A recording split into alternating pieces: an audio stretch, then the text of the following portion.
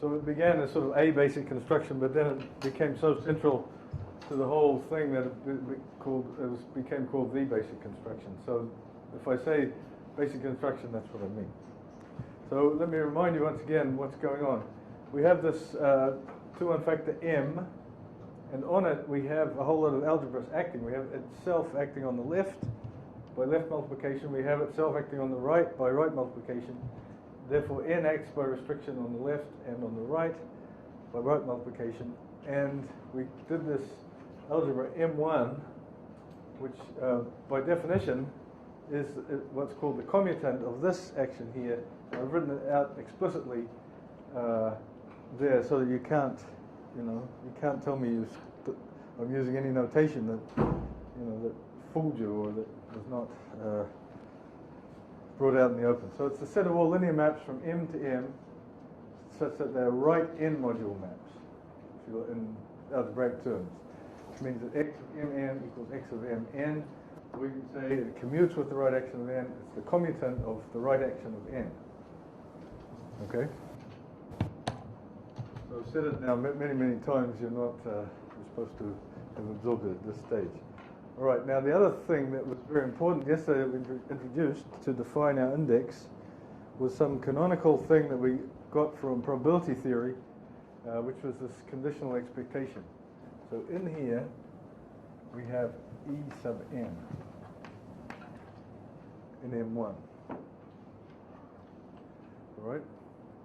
So we know that there's this conditional expectation which acts sort of as a projection. This goes from n onto n. All right? But since n is an m, we can also think of it as a map from m to itself.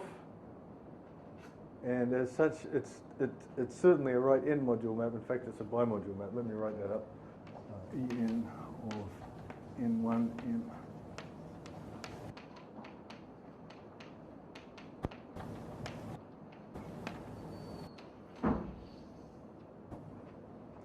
So not only does it commute with the right action of n, it also commutes with the left action of n, which makes it rather in a tight spot, in a very tight spot. Okay, so this, and let me remind you also that we defined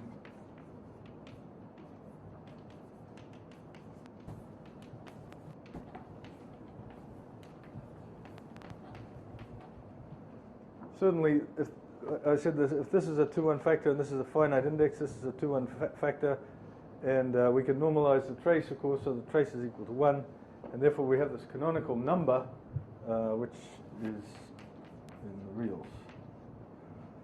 And I stated the theorem yesterday about what possible numbers this index can take for 2-1 factors. And today I want to take up the question of the construction. So basically, the theorem was in two parts. The first was the restrictions, which said that if it was less than 4, it had to be one of these discrete set of numbers, 4 cosine squared pi over n. And and that was the first part. And the second part said, perhaps most interesting of all of these 4 cosine squared pi over n numbers, which seem to be quite bizarre, all realized.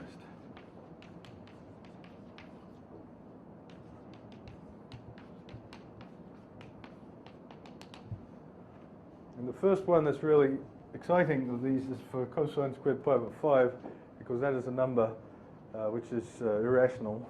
It's the same thing, well, I'll remind you.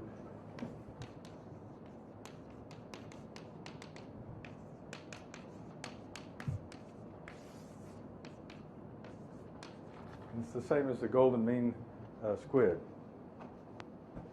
Okay, so you can expect to see things like Fibonacci numbers cropping up, and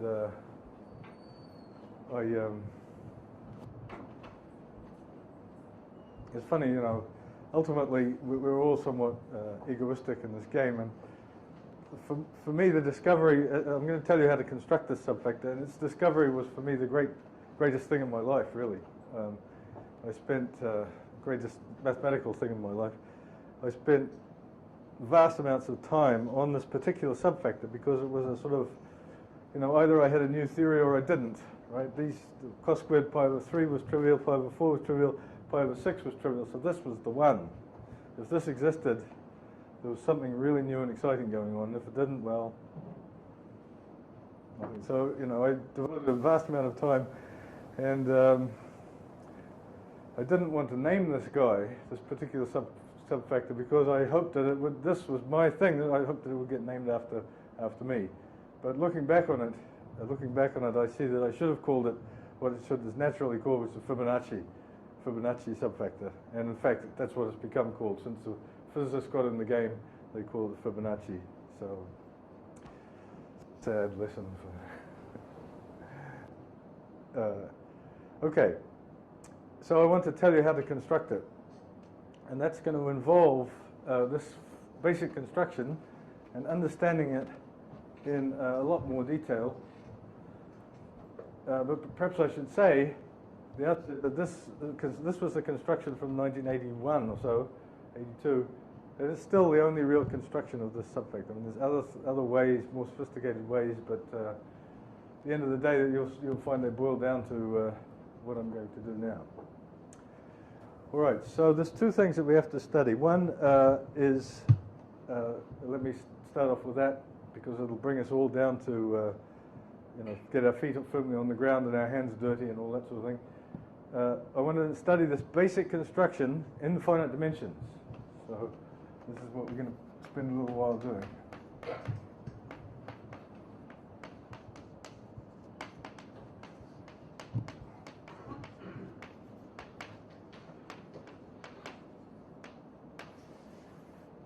Now, in fact, if you look at this basic construction, you'll say, well, why the hell was he talking about polynomial algebras in the first place? This is something that one could perfectly do with just an algebra and a subalgebra. Well, that's correct. And maybe to get things right, we need a unital algebra. We need an identity. That's absolutely correct. This basic construction could be done with nothing more than an algebra and a subalgebra. Okay, now what you wouldn't have, of course, is this conditional expectation in the way. Oh, I forgot to say something. I forgot to say something rather important. Let me step back. And that is that you can you have M, okay, acting on the left, and you have En acting on M by projecting down onto N. So you have these two kinds of operators on M. You have left multiplication by M, and you have this projection. They look rather different, they smell rather different, but what you can do is you can throw them into a pot and stir the pot around and see what you get. In other words, you can look at the algebra generated by M and En. Okay, so once again, this, by definition, this is the algebra of linear transformations of M generated by left multiplication by M and this conditional expectation. All right? From what we've seen, it's obviously contained in M1. And the result is that it's actually equal to M1 for 2 unfactors. Okay? So if you just had an arbitrary algebra, first of all, you wouldn't have this conditional expectation. And second, even if you did, you wouldn't necessarily have this equality here. Yeah, I'm assuming some finite index. Right. Anyway. So, you know, the lesson of that is that, yes, you can do all these constructions for arbitrary, much more general setting, but in this 2 1-factor setting, everything happens in the best of possible ways. Okay, so if you want things to go right for you, you assume that it's a 2 1-factor and this is a finite index subfactor. And then afterwards, maybe you can see to what extent it can be generalized in its natural algebraic context and so on. But we might as well start with everything going right. Okay. So now I'm going to take this construction and I'm going to do it in finite dimensions. It's one of my now famous proofs by intimidation. So first of all, we have to. I'm going to not go completely mad. I'm going to retain some of the flavor of polynomial algebras. In fact, I could say just I'm going to do it in the context of finite dimensional polynomial algebras. So we're going to keep that. But you know, that's saying at this stage that this polynomial algebras is something of a sledgehammer. We really, it's easy to generalize the context. And so the word I'm trying to avoid saying a semi-simple. I'm going to do it in the context of semi-simple algebras over the complex numbers. Okay, and if you know anything about algebra, you realize that that's almost a joke for people doing algebra. Semi-simple algebra over the complex numbers is nothing but a direct sum of simple algebras over the complex numbers, and that's nothing but a direct sum of matrix algebras. So that's the context that we're in. That's a very happy, pleasant situation to be in. So M is the direct sum from I equals 1 to K, say, of the matrices of size M sub I over C. So it's another way of saying that is it's a fact that's not. It's actually quite easy enough to prove that any finite dimensional von Neumann algebra looks exactly like this. It's just a bunch of matrix algebras, various sizes. Okay. Well, M is a von Neumann algebra, so is N. So we have M as a sum from J equals 1 to L of matrices of size Nj. C. Those are okay. So I hope everyone has to be with me at this stage. To do a bit of a zap, maybe I should give you an exercise before we go on this thing.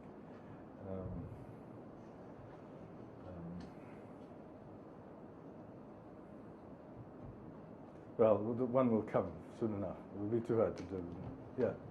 We just make a rotationally it will be better if you wrote L and interchange K and F. K and L, because of the order of the alphabet? So you want K cross F rather than L cross K. Is that what you wanted? Yeah. If you see a reason, then that's good. So I'll stick with it. K and L, what is that? May be different. All right, so let's have some examples. First of all, the notation is a little bit heavy. You see, the point is you have all of these symbols that you can basically all be done away with, right? We have this direct sum. All that's really relevant is the sizes of these matrix algebras. All of the rest of the stuff is just spurious notation, and I guess how many there are. So, so we can reduce this down to writing down a bunch of numbers. So let me write down a bunch of numbers, 2 and 1. Okay, there could be more. So in other words, what I'm saying is that this notation over here is supposed to represent the direct sum of the 2 by 2 matrices and the scalars. So this is M2 of C plus M1 of C.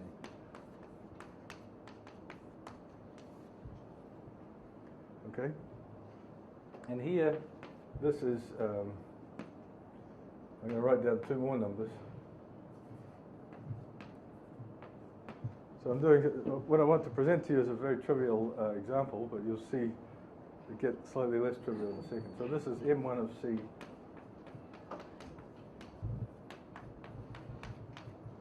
Right, so to tell you what M and N are as algebras, all I have to do is give you these numbers. That's right. This finite dimensional von Neumann algebras are extremely simple objects, very easy to understand, which is rather nice in the theory, because it means if you can reduce something to finite dimensions, it's almost over. Well, I can think of many exceptions to that, but it's a good attitude to take.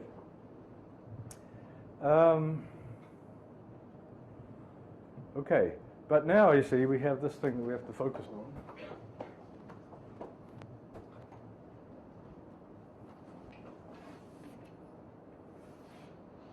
Which is the inclusion. See, the point is not only do we have 2 finite dimensional algebras, but one is included in the other. So we have to add to this data. Well, the data I've got here is just some numbers which I might have picked out of a hat. I didn't. I prepared these numbers very carefully because I know what's going to go on ahead. So do some members of the audience. We have to specify how this algebra sits inside this one. Okay, so now that's actually, if you think about it for a second, there's not going to be, how much do you need to know to specify the inclusion of one direct sum matrix algebras inside the other? And the answer is actually not very much. You see, if you think about this particular thing here, then that's a 1. That's a sort of an idempotent element. So You know, it's sitting. So how does this? What does this idempotent look like up here? Well, here it's a 2 by 2 matrix.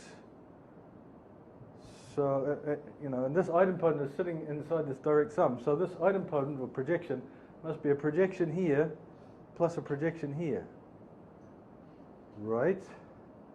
So what are its choices in here? You know, up to moving around, projections are just given by their dimension. So it's either a projection of dimension 0, dimension 1, or dimension 2. So either the identity or some projection of rank 1.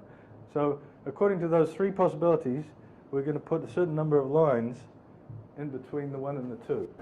If this projection sitting up here is 0 in this part, right, we're not going to put anything in. Okay? In that case, since it's actually there, it's got to be exactly this projection. If the projection is rank 1, we're going to put one line in. And if the projection is rank 2, we're going to put 2 lines in. Okay? And we're going to do that with each one of these projections and each one of these components. So if we look at this one over here, there's no way that it can possibly be 2 lines, but it could be 1 line. Here's the 1 line possibility. Now this one similarly could have 2 lines going there. It could have 1 line going there, but it can have at most 1 line going there. All right, now you see that things are not at all, that cannot be at all by any means completely arbitrary, because if this, for instance, suppose there's 2 lines here, okay, then this is the identity. There's no room for any more projections there. There's got to be, this projection here has got to be orthogonal. You know, this is a direct sum. This projection times this one is equal to 0. There's no room for any others there. So if this happened to be 2, let's just suppose, for argument's sake, that there was 2 lines here. Okay? Then there can't be 2 lines there. There can't even be 1 line there. So it's completely stuck. Once that's 2, that inclusion is completely determined. Now what about over here? Let's suppose that there were 1 line from here to here. That's fine. But then there's no room for this other one, right? Because 1 line means this is the identity here. There's no more room for another orthogonal projection, so there's nothing there. But that's not possible because this guy exists. It's got to turn up somewhere here, and we said there's no room for it here, there's no room for it here. So the only possibility is that that one is like that, and that one is like that. Okay? So anyway, what I'm trying to make you see is that there's a very simple way to describe these inclusions just in terms of a graph with multiple edges between these things as vertices and these things as vertices. So that's a perfectly fine inclusion. That says that the subalgebra of the 2 by 2 matrices plus the scalars is simply the identity, multiples of the identity, plus multiples of the identity. That's a pretty boring inclusion. There's one other one that's allowed by this data, so let's specify it, and that's this.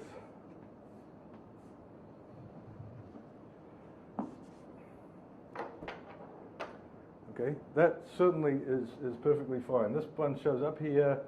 This one is so if you like in terms of 2 by 2 matrices, it's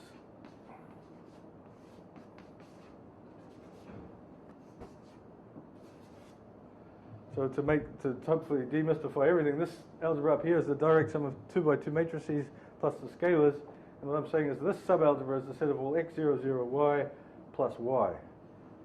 This y cropping up here and here corresponds to these 2, and the fact that it only occurs once there is that, right? The other inclusion, if we'd done that, would be something like x00, 0x plus y. Okay. Scalar multiples of the identity. All right.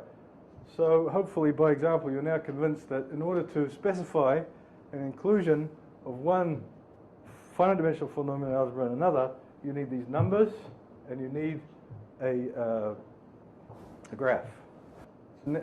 Naturally, a bipartite graph, it splits into 2 halves. There's the n half and the m half. Okay, so what more do I want to say about it? Oh yes, very important.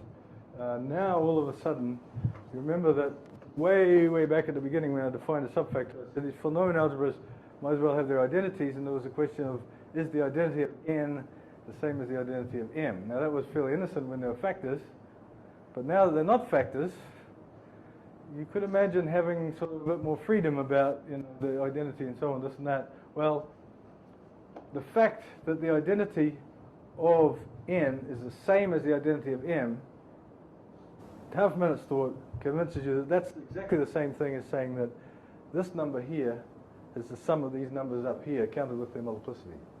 So if I wanted to, if now, suppose let's change the game, this will be the last attempt to create intuition on the subject. If I wanted to change that to that, then I could do that, except that I would have to replace that 2 there by 3.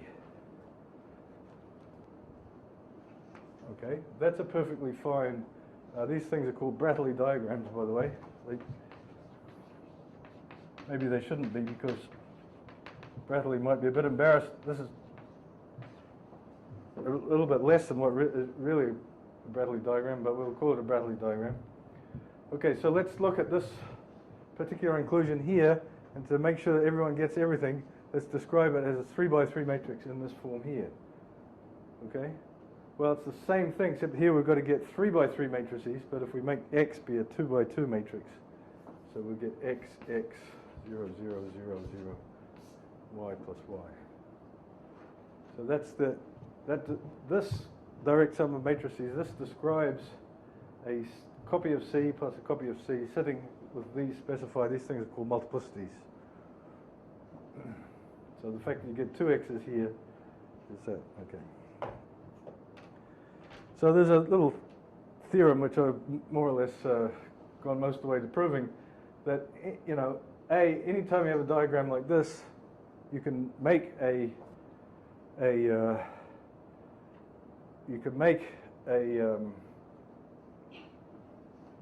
inclusion of these so-called multi-matrix algebras which corresponds to this graph, and B, any two of these inclusions are completely, you know, if they have the same graph, then it's actually isomorphic inclusions.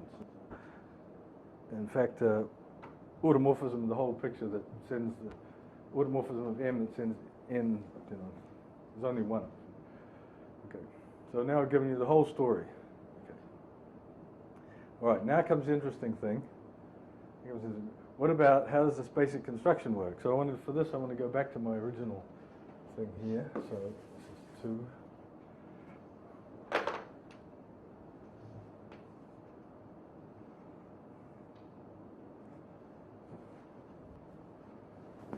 How does this basic construction work? So this is N, and this is M, and we're going to say M1. All right, well, you know, I said before that if these, well, take for me, M1 has to be a finite dimensional polynomial algebra. It doesn't have any choice, but it's an algebra acting on M. M is finite dimensional, so it's got to be a finite dimensional polynomial algebra. So it itself has to be a direct sum of finitely many matrix algebras of various sizes. Okay? Now we've said that this diagram suffices to describe this inclusion here. Okay? So therefore it's going to suffice to describe this inclusion here. This is M1. Okay? So in other words, what I'm saying is that there's a way to obtain the matrix for this inclusion, to obtain the Brattley diagram for this inclusion from this one. Has to be. It's a canonical construction, so there must be a canonical way. All right. So the first thing is how many of these, how many components, how many summands are there in M1? Well, these guys are actually, the number of components is the dimension of the center. The center. So the first thing we want to know is what's the center of M1? Of M1. Well, the center, there's actually something slightly non-trivial that goes into this. It's the so-called bicommutant theorem, which presumably was known to Wedderburn, but folklore has it that the finite dimensional version was only discovered after the von Neumann's infinite dimensional version. Anyway, to cut a long story short, it's not much more than the content of this bicommutative theorem, that the center of n and the center of M1 are the same. Center of n and the center of M1 are the same. Okay?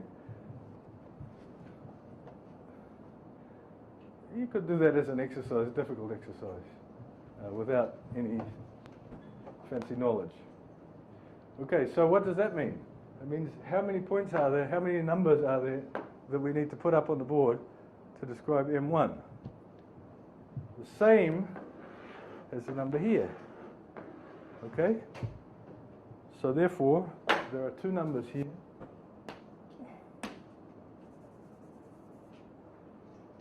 And two numbers here. Actually, let me do another example because the intimidation aspect is going to be more clear if I have a slightly more complicated example.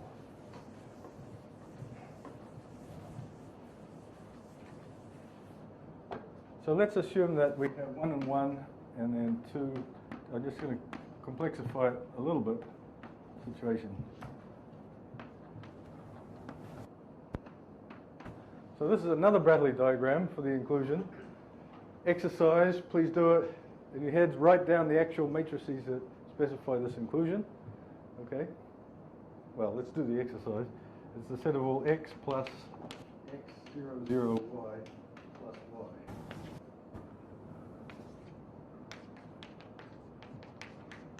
This subalgebra, this direct submatrix algebra corresponds to this Brattley diagram. Sorry, I don't have Zeph's patience to sit. All right, now comes the intimidation part. This is n, this is m. So what's M1? Well, I said it has as many numbers up there as there are numbers for n. Okay, so it's got to be a number here and a number there.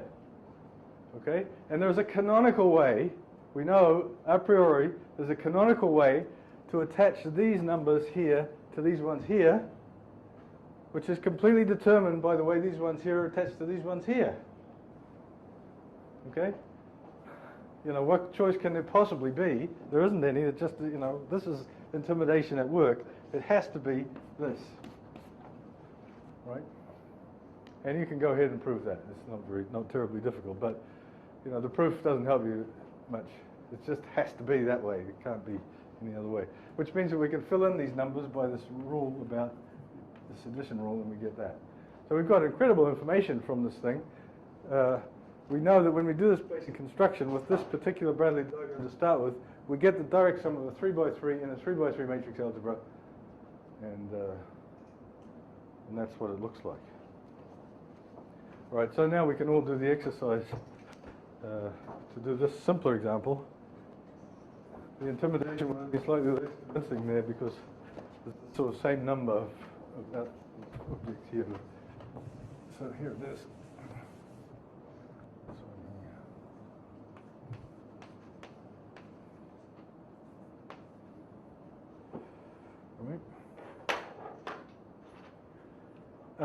I'd like to, you know, try to ram home a point that this construction is really useful. Just the knowledge that this is the way things work. You can deduce amazing things in group representation theory and all kinds of other things. We're going to use it in a special way, but it's a general and very useful construction. In fact, you can find this. Of course, this is canonical. The algebras have obviously done this and, you know, refined it in very polished gem, which means that you can look at it, but you can't get it out of its glass case. If you go to Bourbaki, okay, you'll find this in the exercises somewhere there. There is a beautiful general statement of this theorem, which, you know, it is precisely, it's this polished gem in a glass case, but if you want to actually do something with it, you've got to somehow get it out of its glass case, and it's very well protected in there. So what I've done is an extremely hands-on version of this thing that you will find at the you know, quite explicitly in Bourbaki and other places. But you won't see any of these pictures, right, and you won't have this hands-on feel for it. Okay, on the other hand, you'll be able to prove it.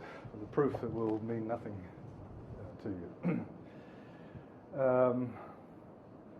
All right, so that was part A of what I wanted to do. Remember, back to the goal, we're trying to construct these subfactors, and especially this one here. If that's the one that everything, if that one really works, then all the other ones are going to work too. Okay. So that was one ingredient. I needed to study the basic construction in fine dimensions. I haven't told you why, but that will come. So there's going to be 3 ingredients. That was one. Finite basic construction in fine dimensions. Let's put that up there as having been covered.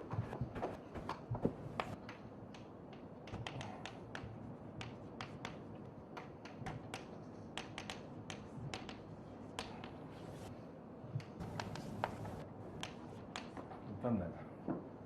All right. Obviously, the exercise, you know, if I were to give one, would be to give another one of these inclusions. Well, let's do that. Let's do this one. Make that fit. Let's put a little bit of multiplicity in there. That's going to be 3. Okay? So exercise, what do the purple lines look like? And what are the numbers here? Who's got a really good idea of what the answer is? Oh dear, this is bad. All right. Some people are just modest. Someone said 4? 7 is a better idea. Things get out of hand very quickly because, you know, this inclusion is now, it's the transpose matrix. If you think of this as being a matrix, this is the transpose matrix. So instead of this 1 here, there's got to be 2. Okay, so this, instead of being just 3, becomes 2 lots of 3, and 2 times 3 plus 1 is 7. Okay, all right, everyone's done the exercise. Sorry? Sorry. Which became 4. Right?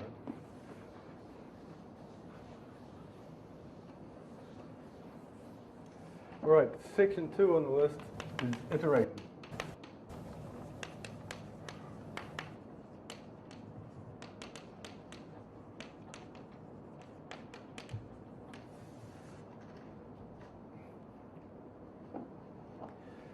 Right. So this basic construction is something that we like. It's, you know, it's given us the index, and it's given us a very pretty combinatorial thing in fine dimensions. So, better leave out the limerick. What we want to do is we love it so much that we want to do it again and again and again. Right. So we take.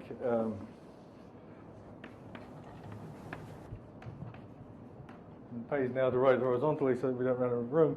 See, if we go back to the 2-1 factor case, this is a 2-1 factor, again, of finite index, in fact, the same index as this one. So there's nothing to stop us considering these two and doing a basic construction again to get M2, and then M3, with respect to these two, and then M4. Okay, and this is a sort of key to the whole structure. That was easy, wasn't it? We've now iterated the basic construction. Of course, there's a lot more to say. Perhaps the first thing to say is it seems a bit stupid thing to do, right? We had these, if this was a 2-1 factor and this was a subfactor, I hope I've given you the impression that these 2-1 factors are somewhat, you know, they're infinite dimensional, they're perhaps not very easy to handle at the start, and, you know, they're still quite difficult objects. And I've replaced, instead of just having 2 of them like this, I've replaced it by infinitely many of these horrible beasts. So maybe that doesn't seem such a good plan. However, if we do it in finite dimensions, we get a pretty structure that we immediately have. We can iterate the procedure in finite dimensions. And let's do it for this. We'll start. I still want to do it vertically. Is there a question? This is AF algebra, is it? This limit? Well, no, not necessarily, because we're going to come to ones that are. But you know, n and m were just arbitrary 2-1 factors, right? The n might have been the. These are finite dimensional equations, no? These ones are. This was. Sorry, I didn't make that clear. Over here, I was back in 2-1 factor land, and I said, let's iterate the basic construction. I'm going to come back to that. It's very important to do it in 2-1 factor land. Now, I'm going to go over here and iterate it from finite dimensions, and indeed we will get these AF algebras. so let's come back to that. And we'll come back to our example. There's 2, 1, right? If we did that, the basic construction is very simple. It gives us 3, 2. Okay, so this is n, this is m, this is m1. Now, we go to 5, 3. Okay, and you get the picture, we just simply flip and flop backwards between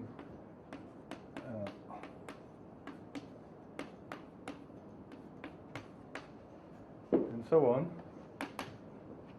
And we get a tower of algebras. This is M1 contained in M2, contained in M3, and so on. They're all finite dimensional. But obviously, if we've iterated this all the way to infinity, we would want to consider the union of all of those, which is what's called an AF algebra, approximately finite dimensional. It's a union of an increasing sequence of finite dimensional algebras. So it's AF. So the union of I of M sub I is an AF algebra. And you'll notice in this example, as I said, I told you we were going to see the Fibonacci numbers, and there they are. Come up 1, 1, 2, 3, 5, 8, 13, 21, so on. Okay, and this is a dot, dot, dot in the vertical direction. So we have, we could call this M infinity.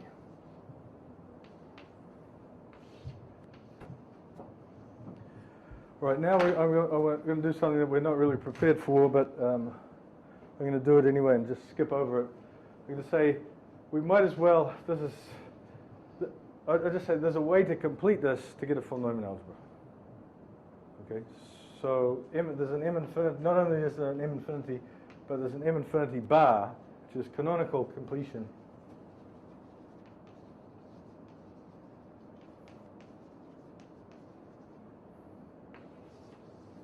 And it's a full Neumann algebra.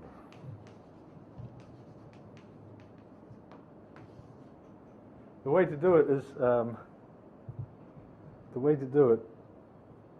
to first of all make M into a Hilbert space, M infinity into a Hilbert space by what's called a GNS construction, and then M infinity bar is obtained by this so-called GNS construction, which in this case was extremely well understood explicitly by von Neumann, Murray and von Neumann in their papers. The GNS came much later on. Okay, so I'm sorry about that, but it's really the time constraint. I'm going to behave, what I'm going to do is I'm going to behave as if M infinity was already a von Neumann algebra. There's something that's not quite right. To make it a von Neumann algebra, you have to do a little bit of completing, but it's fairly innocent completing.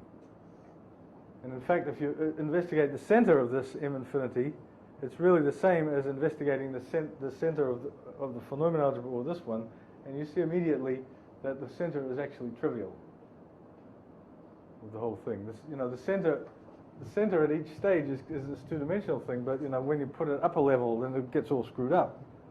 Okay, so if you had something in the center, you would have to see it here, and it'd be in the center, but the center of this one is not in the center of this one. Okay, an element here so what you get is it's a 2-1 factor. So the outcome is M infinity is a 2-1 factor.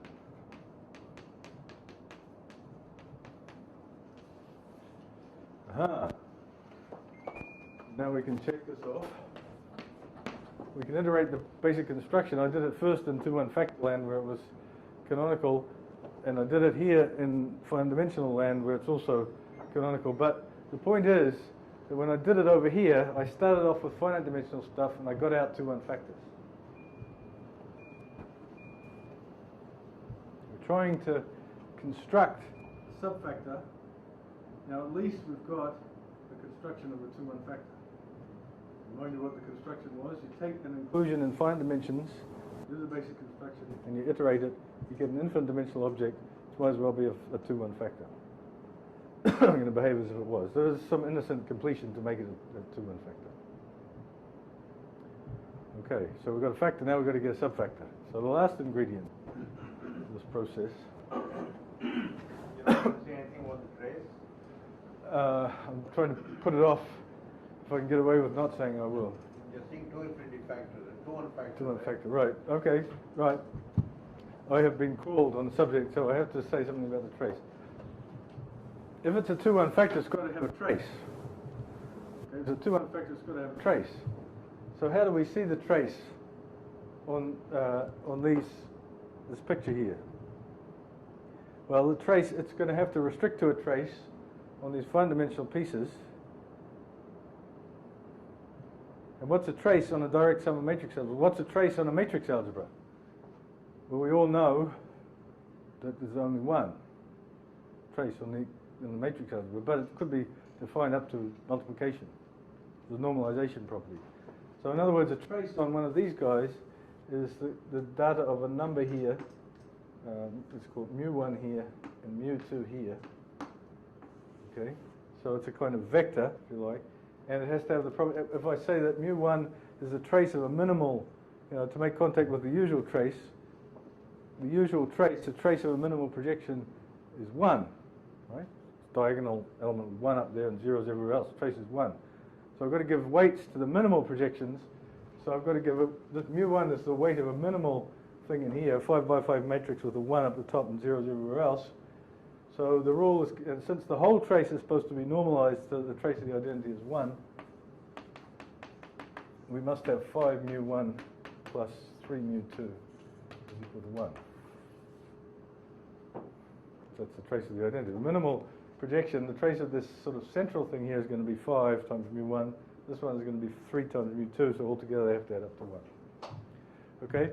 Now, the trace has to be compatible with these inclusions. And to cut a long story short, to cut a not very long story short, it turns out that there's only one. There's a unique choice of these weights at every level such that it's compatible with the inclusion. There's a unique trace on the whole thing, which is another way of proving that it's you get a 2-1 factor. Unique. So in other words, if you just consider algebraically this union of the MIs, that algebra as a complex algebra, associative algebra over the complex numbers has one normalized trace, just one. And it turns out that that's given by, well, we can expect what intimidation, it must be given somehow by the golden ratio. Okay. So if you stick a golden ratio in here, and a golden ratio in here, and make sure they add up to 1, then that must be the trace. Well, maybe you have to do it here to make sure it works.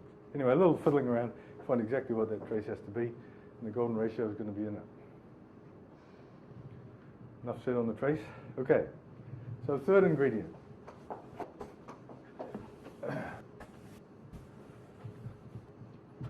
Third ingredient. Can I just Yes. This has something to do with taking a state on the normalize and expanding in external states at each level. Well, the states in this case are traces. Traces normalize Right. with some. Right. When I go up and look at the extremal states there'll be coefficients and they look like these mu's. Well, there will be lots of extremal states, but there's only one trace. Period. It is extremal because there's only one point. You've got a simplex with only one point. If you looked at states, that would be a different story. Yeah. Okay. But traces, there's only one. But you're normalizing the trace in each component. Right. in different- What I'm saying is, let's suppose there is a trace on the big thing. Then it restricts to a trace on all of them. So therefore it's automatically normalized. And a little fiddling, you see that there's only one choice for it to be compatible with these inclusions. And this has something to do with partially ordered sets also, no? Well, possibly, but Okay. I mean, I think you're doing things that are much more fancy. If you start looking at states, and these are like traces without the trace property, then that's a very complicated story. I mean, another example of this is, which I was also somewhat, is the Clifford algebra. You can make the Clifford algebra come up in this situation in the CAR algebra, the canonical anti-commutation relation algebra. And there, once again, there's only one trace. There's only one, what's it called, quasi-free state that's actually a trace. There's only one. But there's a whole lot of quasi-free states. Okay. Similarly here, there's tons and tons of interesting states. And there's only one trace. All right, so the third ingredient is, unless there's any more questions, and nobody else answer, is commuting squares.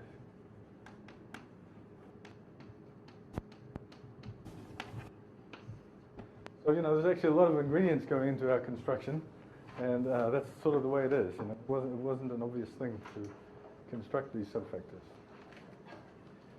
Commuting squares. So this is another new notion in finite dimensions, but in order to motivate it, it's clear that we need not only a factor, but a subfactor.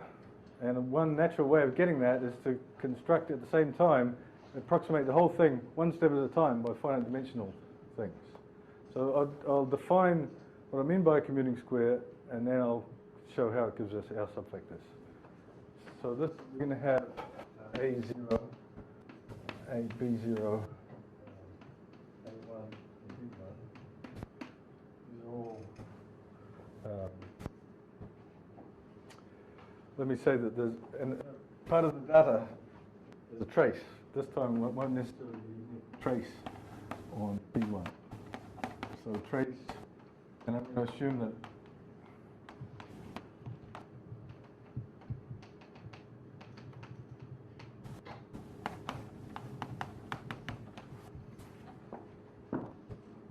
so part of the data of this commuting square will be the choice of a trace on B1. We'll see that there will be a canonical, more or less canonical choice will come out later on. So, given a trace on B1, I'm going to have 4 algebras with this configuration. A0 is contained in B0, is contained in A1, and contained in B1. Don't worry, I'm going to give you lots of examples. So just accept the abstract situation for a second. We have 4 algebras, they're all polynomial algebras, all contain the identity, and they're included in that pattern. Okay? Then the question is the commuting square, and this was a notion actually discovered by Popper in a slightly different context. And he called it something called orthogonal pairs, and that's a good name too. The point is that as always with a good definition, there's 100 different ways to define it, and I'm going to choose the one that I like the most, and which is we forget algebras, forget that they're algebras at all, and we just assume that we just observe that they become finite dimensional Hilbert spaces. Hilbert spaces, because when you have a trace, you can define a product x, y equals the trace of y star x.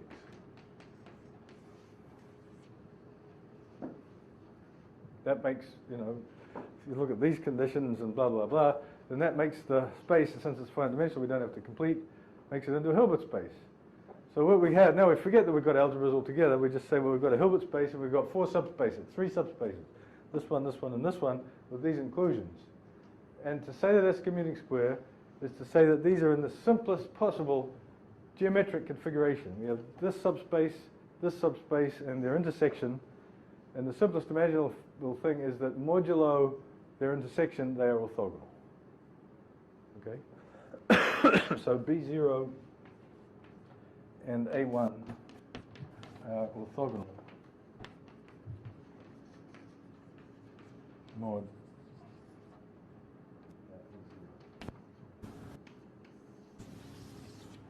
Okay, so just imagine you're in this high-dimensional Hilbert space. You have 2 subspaces and their intersection, and modulo their intersection, they are orthogonal. In other words, if you take a vector in here that's orthogonal to this, and a vector in here that's orthogonal to this, these 2 are orthogonal. Okay? That's what a commuting square is. Now, there's actually another condition, which Sundar would force me to bring out, which I'm going to also try to avoid, because it's going to be automatically true in these examples. It's sort of a non-degeneracy condition. So let me give you examples of commuting squares.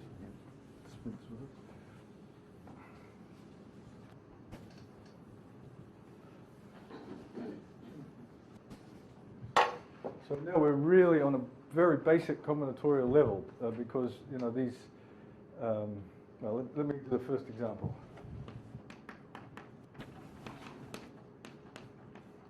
And that's going to make contact with a, possibly slightly unexpected area of mathematics called Hilbert matrices.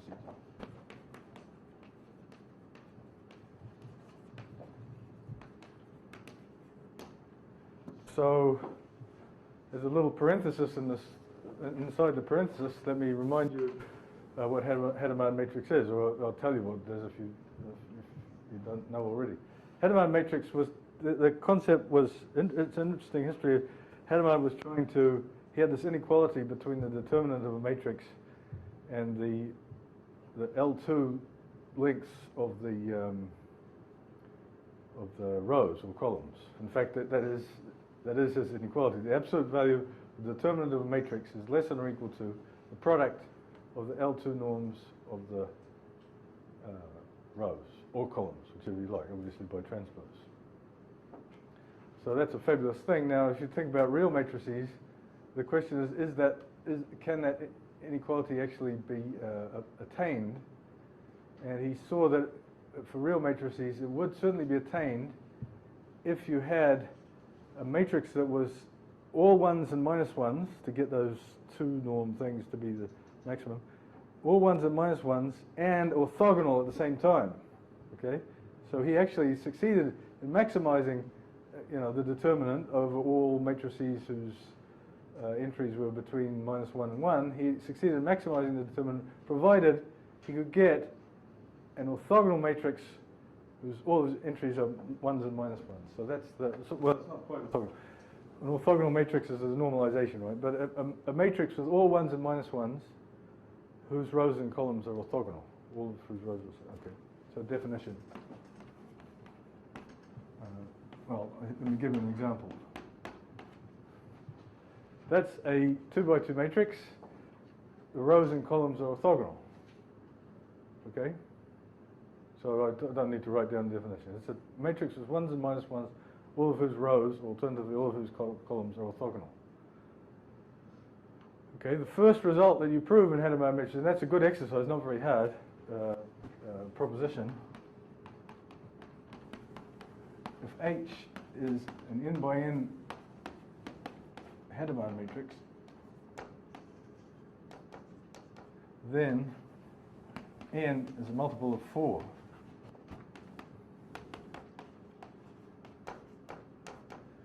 Okay, so this looks like a bad start. There's a counterexample right on the board, but this is the only counterexample. So it's either 2 or it's a multiple of 4. And that's a good, simple, fun exercise to do. All right, so, and there's an unopened problem. And, you can think of this as the fact that this is still open measures our inability to maximize determinants. Okay, because if we had the answer to this, we would have maximized a lot of determinants over compact sets of matrices. And the open problem is the converse. Is it true that for all n which is multiple of 4, is there a Hadamard matrix of that size? You mean real there, because there will be other amount of matrices with complex. Right, well, for the moment, I'm just sticking to the real. So I'm in the real world. I'm going to stay in the real world for a little while. So a Hadamard matrix, by definition, is a matrix with ones and minus ones. So the question is there a Hadamard matrix for all of size k whenever k is a multiple of 4? So as you can imagine, it's known for k quite large. I don't know what the current status is, but it's certainly 4k will certainly be in the thousands before you'll find a counterexample. Well, before you'll find a number for which it's not known. It's sort of like the twin prime conjecture or something like that. It's obviously true, but to try to get a construction that works for everyone seems to be quite difficult. The statistics are, there's equivalence of Hadamard matrices. You can permute the columns and the rows, and you can multiply each, in obvious things, you can multiply each row or column by -1. If I multiply that by -1, I'd still get another Hadamard matrix, but it's not really new. I could permute the rows and columns, I'd still get a Hadamard matrix, but obviously not really new. So up to that equivalence, here's some statistics. Of size 1 is none. Of size, I don't know what the theory of the empty set is. I guess there's forget. The 2 by 2 matrices is 1 Hadamard matrix. 4 by 4 matrices is 1 Hadamard matrix. 8 by 8 Hadamard matrices is 1. 12 by 12 is 1. But then things start to get a bit bigger. 16 by 16 Hadamard matrices is 5. And it tends to grow. Okay, you get more and more. But every time you hit powers of 2, you get an explosion. So if you kept on going up, I think 20, I don't remember, I think it may be unique for 20. 24, there's more. But when you get up to 32, there's a big explosion. Which is, from fact, the point of view, rather interesting. All right, so this is, all right, so now you're supposed to remember what the hell has this got to do with anything? Why am I talking about Hadamard matrices? Okay, so we'll answer that.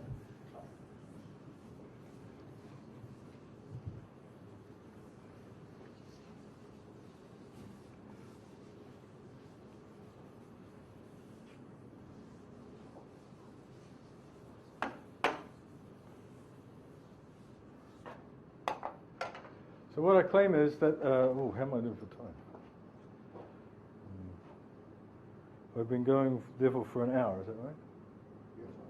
Another half I wanted. Okay. Well, I'm still having fun, so.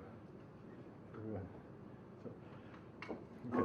So, what I claim is every Hadamard matrix actually gives us a commuting square.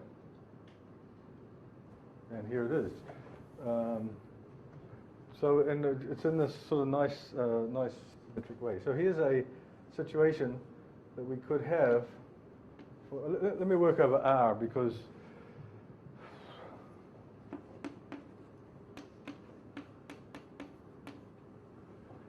okay. So we'd suppose that remember this commuting square. We have a little one, we have a great big one, and two intermediate-sized ones in between. So I'm going to say, well, let's look at a situation where the small one is the reals.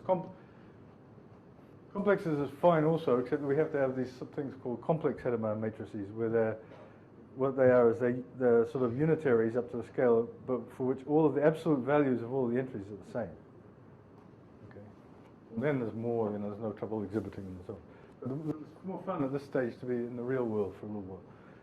All right, so I want to get a subalgebra. I want to put something here for B0. So what's a subalgebra of the n by n matrices that everyone knows? We'll think of immediately. Bigger than scalars. Diagonal, right. So let's call that diagonal.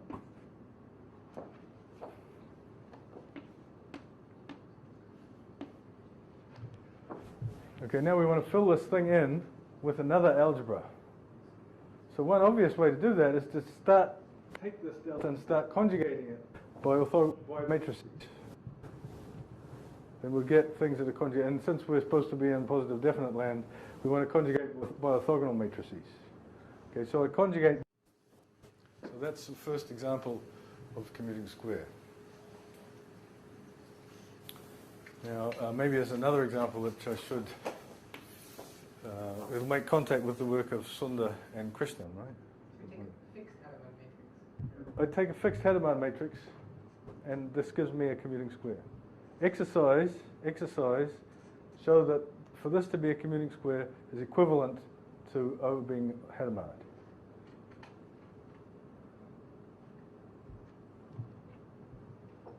So in particular, there's only such commuting squares when n is a multiple of 4. So it's very similar to Hadamard's maximizing determinant problem. In fact, probably you could make it identical very easily. Hadamard's theorem is not very deep, by the way. It's just, with multilinear algebra, I suppose you prove it instantly.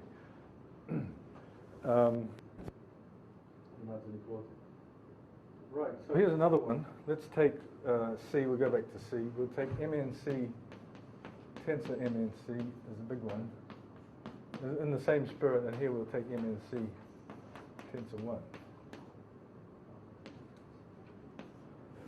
So what could you put in here? Well, you could put in 1 tensor MNC.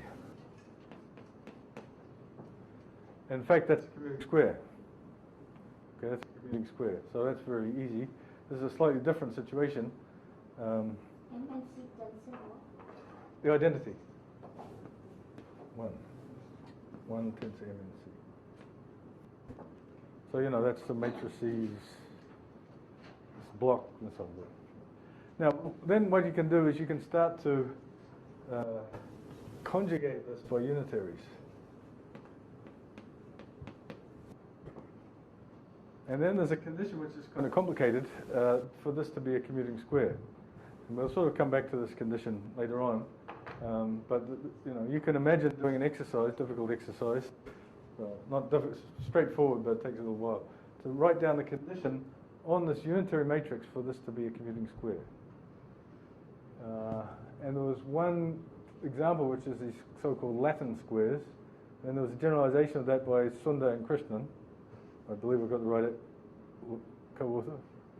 He said she didn't know why her husband's name should go on there. Her name is Uma. Uma. So it's Sundar and Uma Krishnan. They discovered this thing called bipermutation matrices.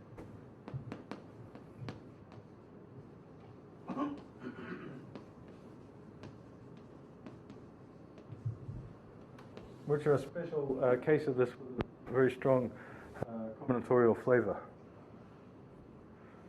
So Sundar and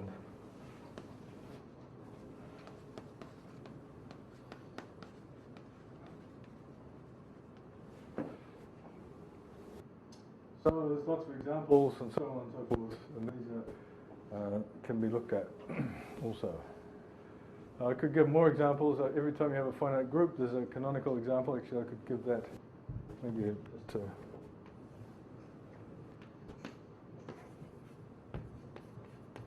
if you have a group, then you can put so this is the matrices of the size, the order of the group. You can put the group algebra there, and here you can put functions on the group here. That's a commuting square. And if you have Hopf algebra, you do a similar thing. So there's lots of examples around of commuting squares. My favorite by far is this Hadamard example. It's a very, very intriguing example of these commuting squares. Right. So any questions about commuting squares? Yeah. The square isn't necessarily the quotient to have one. For example,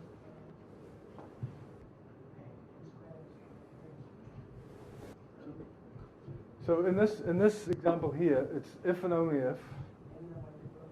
Well, and O is a Hadamard matrix. This is a commuting square if and only if O is a Hadamard matrix, or renormalized. Okay. Over here, there's no such simple answer. There's there's continuous one-parameter family of unitaries that make this into a commuting square. But there's these very special ones, which are sort of like Hadamard matrices, discovered by Sundar and Krishnan, for which it's true. Any more questions? The last example. Yes. You sort of take that commuting square and you take the class function version of it. Then your CFG will become a median commutative. Yeah. Does it show up as a construction as a Hadamard matrix? No, there is a common intersection, and that is the so-called standard Hadamard matrix. And that's when over here, when n is 2 to the something. You can take, in that case, you can take the tensor product of this Hadamard matrix a bunch of times and get a Hadamard matrix. And it corresponds to the situation over here where G is a finite abelian group of order, the Z2 plus Z2 plus Z2. That Hadamard matrix and that commuting square are the same in that case. Tensor product of Hadamard matrices is obviously a Hadamard matrix. If you take this one here, and take its tensor product a bunch of times, the commuting square you get is the same as if you took C of Z mod 2 to the what did I say? K. Because then as you're saying, by duality in groups, this is the same as C of Z mod 2. Start making around with non-abelian groups, you'll get out of the commuting squares a little bit. Okay, any more questions? We have therefore mastered the third ingredient for our construction, commuting squares. Okay? So now I can go ahead and do it.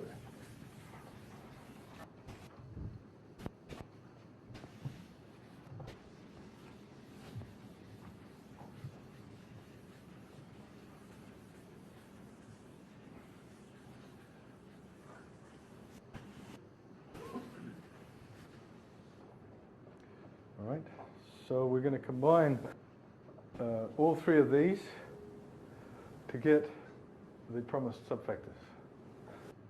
So I'm going to take A0, containing A1, taking B0, containing B1, and I'm going to assume that that's a commuting square. All right, so I've taken ingredient 3, I've got a commuting square, any commuting square. Now I'm going to apply the basic construction in finite dimensions to B1. I've said that there was a trace on here. This allows us to construct what we would obviously call B2, which is simply this canonical construction that I've tried to emphasize so much. We start with B0 and B1, we get B2 by any of the procedures, by taking the algebra generated by the conditional expectation. There's a trace here, so there is a conditional expectation. It's from the probability theory. That's what you need is the measure. And the question is, when you do that basic construction to B2, what happens to A1 in there? Well, it's in there, but you remember that there was this condition, there was EB0. That one way to view this basic construction was we took B1 and we threw in this extra orthogonal projection from B1 to B0. Okay? But what was my definition of a commuting square? It was this orthogonality for the subspaces. So when we're taking orthogonal projection, so what this means is if we take the orthogonal projection from here onto here and restrict it to here, we're just going to be chopping off the orthogonal part, so we're going to land in here. Which might not happen if it wasn't in fact, that's another one of these equivalent things for commuting square. When we take the conditional expectation from B1 to B0, restrict it to A1, we land up in A0. Aha! So that means that somehow this commuting square condition is very compatible with the basic construction. So we can look at A1. We can look here at an algebra which is A1 and B0. We can certainly do that, and we can call that A2. We can define that to be A2. And because of this compatibility, this is also, this is EB0 might as well be EA0 as far as A1's concerned. I said that EB0 sends this into this, so as far as A1's concerned, this might as well be the conditional expectation here. So therefore, this thing here is also an abstract, it's isomorphic to a basic construction. Fantastic. So we can now, let's do, I need one more. Well, I suppose I can do the Hedemar matrix. Let's follow this in the Hedemar matrix picture. So we've got C, let's do complex Hedemar matrices. We've got delta, we've got MNC, and we've got U, delta U inverse. And now I'm doing basic constructions, and I'm getting an obvious inclusion here. So what does this look like in Brattley diagram terms? Well, what's the Brattley diagram for C connected to delta? It's just a fan like that, right? This is C, this is the diagonal entries. And what's the Brattley diagram for this into the n by n matrices? It's just that. So these are all ones, and this is n. And so to get this inclusion, well, all we've done was conjugated, so this also looks like ones, and that looks like ones there. So on the Brattley diagram level, this is what this looks like. Okay? So we know how to iterate that. We know what the basic construction does there. That takes this fan and sends it out again, and on this one, it collapses this fan to this one. So here we get the n by n matrices, and here we get n copies of the n by n matrices, which is the same thing as the tensor product of the matrices with the diagonal. And that's the way it goes. And so there's only one obvious way to include that there. And you know, once we've done that first one, the iteration just goes on, and we can determine exactly what happens to everything in the picture as we do this tower. Okay. But now we return to the abstract situation. We keep going. And we get a B infinity, and we get an A infinity. And they're contained in each other. We complete it up using this GNS construction. Everything's a 2-1 factor, so we have our subfactor. You should say something about why the second one is also a commuting square. Right, that's true. I should. That's very important. In order for this iteration to go ahead, I guess it's not clear how important this commuting square property is in this whole game. I'll come back to that a little bit. But it's very important that all of these squares that we get every time are commuting squares. So the result is that if this is a commuting square, so is this one, and so on. And I may be hiding this extra condition under the rug there, although perhaps not. Anyway, in all of the examples I've given, it's true immediately that these are commuting squares. And the real point of this commuting square is to control what happens at infinity here. And there is a lot of control coming from the fact that these are commuting squares. In particular, one can immediately calculate the index of this subfactor by approximation.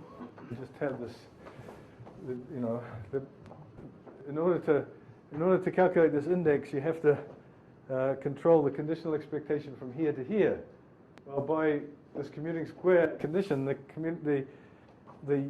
conditional expectation from here to here is nothing but, you know, it restricts. So you can do basic constructions in this direction and get sort of C0, C1, and so on. These are all basic constructions. They tend to the basic construction up here, which I guess, no, I could call it B infinity 1, I suppose.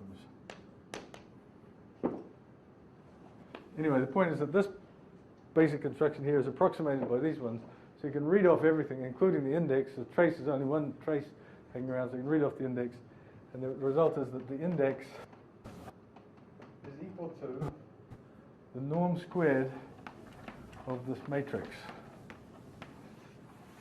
So this is a relatively easy result. The norm squared of the matrix. What matrix? Well, let's go back and we'll say this matrix here.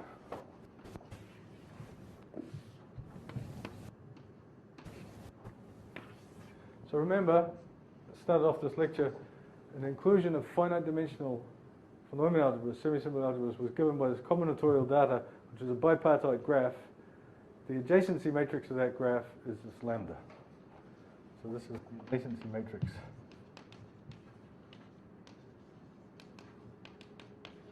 Of the inclusion. Okay, so now, fantastic. We have really accomplished something.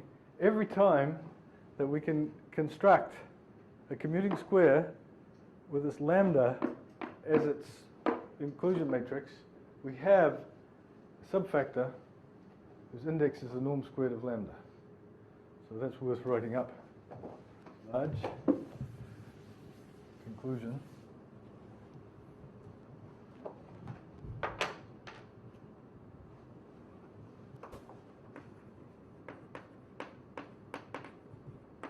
If there is a commuting square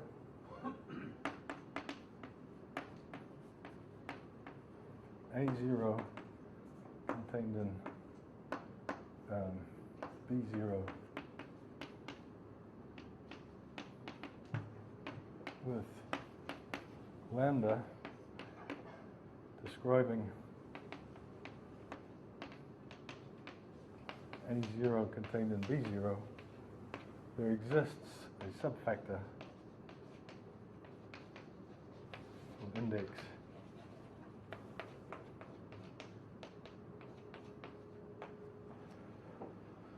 okay, so just to remind you, if you have a matrix lambda, then the norm squared is the largest eigenvalue of lambda transpose.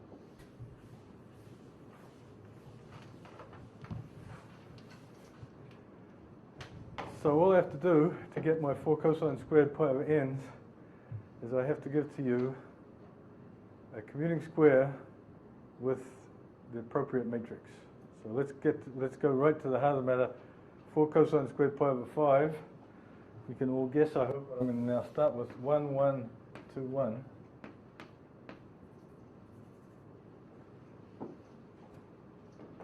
And I assert that you can get a commuting square, so this is A0 and B0, based on this. And here's how you do it. You do the basic construction and you call that B1.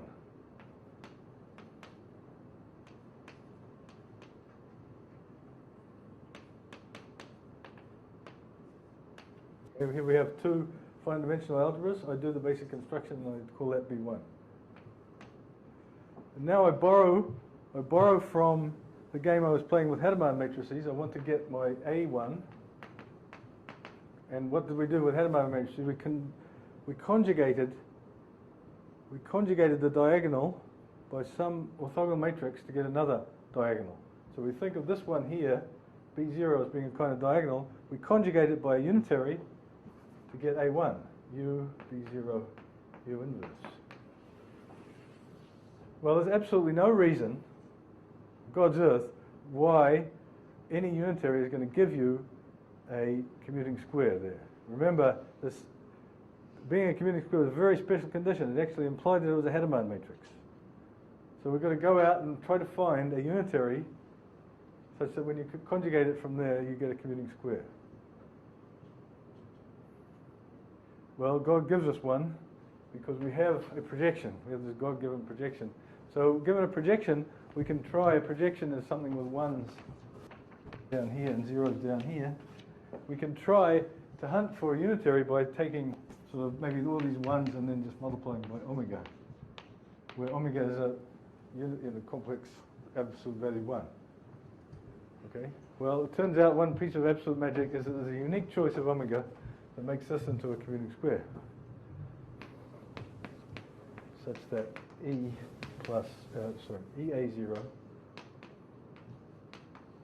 plus omega times 1 minus EA0 is a commuting square.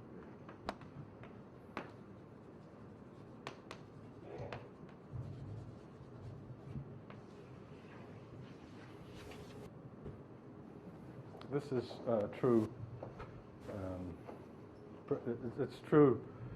It's not always true when you do this, but it's true provided these matrices are nice and small. Provided these inclusions are nice and small, it's always going to be true. So we have proved the existence of a subfactor of index 4 cosine squared pi over 5.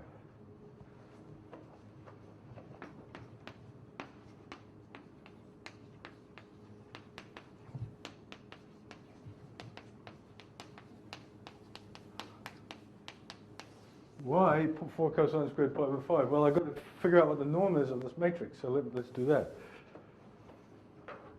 This is the last calculation, and probably it's, if I'm not already over time, it's getting close. Oh no, I've got a little bit of time. So let's do the calculation of the norm squared of this matrix somewhere. If we would have got a particularly boring value of the index, we would have got exactly n, okay, which is an integer. And if we'd done the Sunda-Krishnan one, we would have got a square even more boring.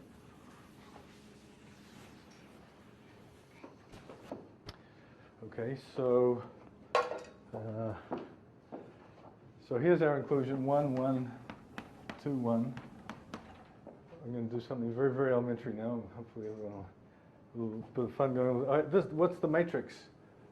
The matrix that specifies this inclusion? Well, it's a bipartite graph, so you can do this sort of bipartite version of the inclusion matrix, and it's obviously, let's see, if these are the columns and these are the rows, then it's 1, 0, no. What did I say? I said these are the columns, so this one is connected to that one and to that one. This one is only connected to that one. So that's the matrix lambda. So I have to take lambda transpose and get its largest eigenvalue. It's the norm squared. So I take 1, 1, 0, 1, and I get 1, 2, 1. Oh, I better get the symmetric matrix. 1, 1, 1, 2. So I end up with the fabulous job of calculating the largest eigenvalue of this matrix. It's a 2 by 2 matrix, so that is taught presumably in high school in India, or is it? Not eigenvalues. Not eigenvalues? Anyway, first year undergraduate, first linear algebra course in the first few lectures. So it's lambda squared, the characteristic equation is lambda squared minus the trace of lambda plus the determinant. And that gives lambda equals 3 plus root 5 over 2. And there's our cosine squared pi over 5. Okay? So in this way we have realized it was a difficult job, I agree, and there's lots of details that I left out, but it was a path, and it was absolute, completely, you know, there's no murkiness, there's no gauge theory or, you know, functional integral or anything like that. This was an absolute path. Everything, this operator was unitary, manifestly unitary. The projections were all manifestly orthogonal projections, and everything happened in von Neumann land. So we got an honest, we didn't just get some algebra, we got a von Neumann algebra, and we got a Hilbert space with a positive definite inner product, no murkiness. Everything was completely honest, and at the end of the day we ended up with a subfactor of this index. With this simple data. Now it's obvious that, well, you can do the other exercise. If I wanted to generalize this, I could take a Brattley diagram, look like that. So 1, 1, 1, 1, 2, 2, 2. And I would get, you know, I could do the calculation. And you can guess that these 4 cosine squared pi over n numbers come simply from getting the largest eigenvalues in these cases of lambda transpose, norms of these matrices.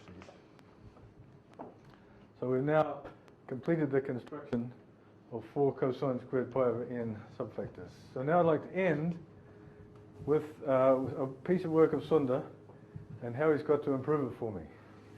Okay, so this was the first result of Sundar that sort of made a big mark on me. So the question is, when do these damn commuting squares exist? Right? You know, we've got lots of examples, but suppose I give you some graphs that fit into the pattern Brattley diagram wise. It doesn't mean it's a commuting square, right? I mean, I should have emphasized this right at the start. Here's a square that's not a commuting square.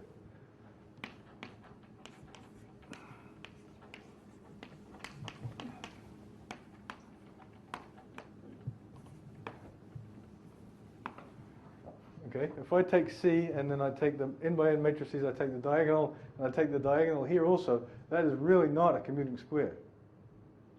Totally fails to be a commuting square. Okay? In any definition, it fails. So you really have to do something non-trivial. It's not obvious that there are commuting squares, and in this case, we're forced to look at Hadamard matrices to get commuting squares. So in general, but the Brattley diagram of this was just, you know, it was just this, and this. So in terms of the Brattley diagram, this has the same Brattley diagram as the commuting square coming from Hadamard matrix, but it's not a commuting square. So these commuting squares have more data than just the Brattley diagram. So the question is, give yourself a Brattley diagram. Is there a commuting square structure on it? Well, every time there is, you're going to get a subfactor of that index. Okay. Now, back in the early days, we didn't know much about the index values of subfactors, and in fact, there was this question of what happens when it's index bigger than 4. Okay, and we didn't know how to realize values. But Sundar came up with a construction of a whole lot of commuting squares, which exhibited index values that we just didn't know about. Okay, so that was a big shock back in the day. But now here's the new version of it that I want Sundar to actually prove. And the question is the following: is there a value of is there an interval AB? There's a fine point here that Sundar is going to realize immediately what I'm really saying. So does there exist an interval AB contained in R plus such that index values closure is equal to intersect AB equals AB. In other words, is there an interval for which the index values of subfactors is dense in that interval? Okay. Now, to make this precise for people who know something, I mean irreducible subfactors of the hyperfinite 2-1 factor. And there's a big famous debatable question here. But the point is that in order to solve this thing, all you have to do is produce enough commuting squares. Okay? Sunder's given lots of them for us, and we know now that they tend to exist in abundance, although not always. So I just end by saying, what's the situation with just matrices? Okay? These values that we're going to get are going to be norm squareds of matrices. So is it true that norm squareds of matrices with integer entries are dense?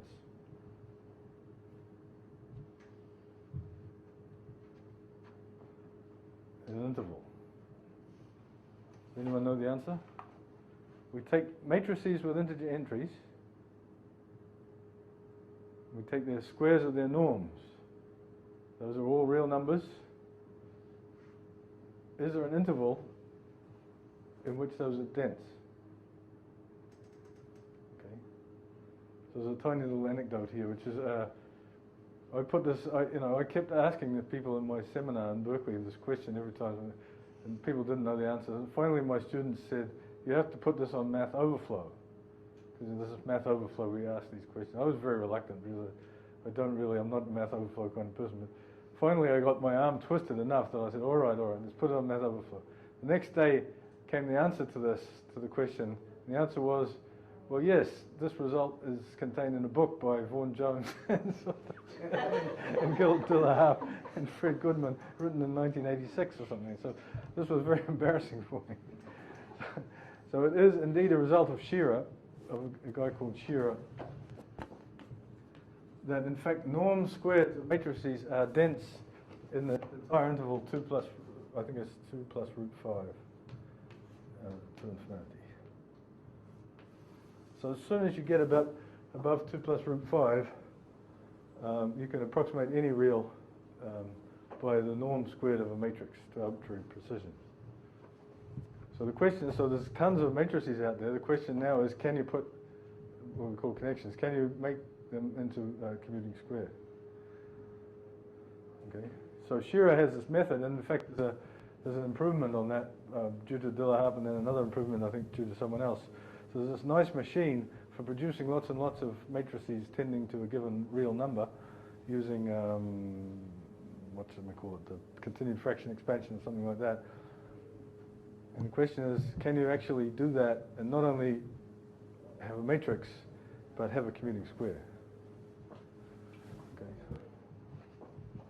So that's the end of today's lecture. I still haven't got to the beginning of the first lecture, which is planar algebras, but tomorrow we'll get to planar algebras.